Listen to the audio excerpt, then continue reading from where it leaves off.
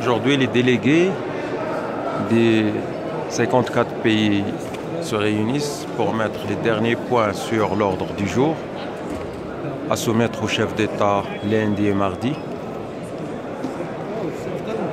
Donc il y a 3 points majeurs. Le 3e point concerne le retour du Maroc au sein de l'Union africaine.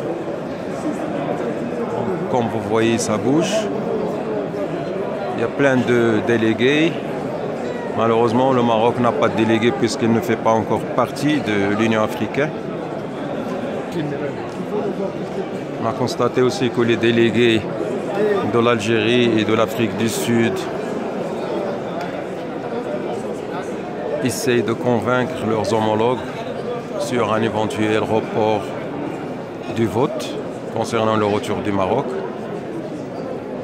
en dépit d'une quarantaine de pays qui sont favorables. Mais ce n'est pas une surprise, c'est qu'on ait les positions sud-africaines et algériennes au sein de l'Union africaine.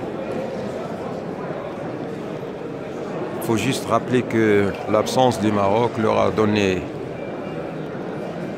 l'occasion de dominer plusieurs pays et de constituer un lobbying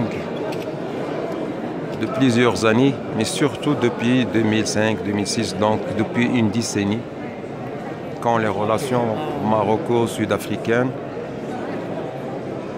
ont été au bord de la rupture.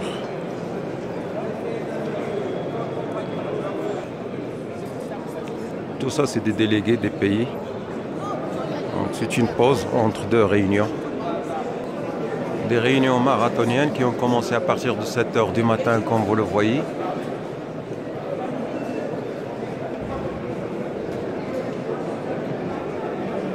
En attendant le jour J, c'est-à-dire demain lundi.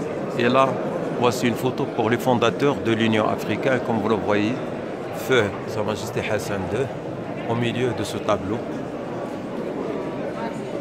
Une autre preuve que le Maroc est l'un des fondateurs de cette organisation.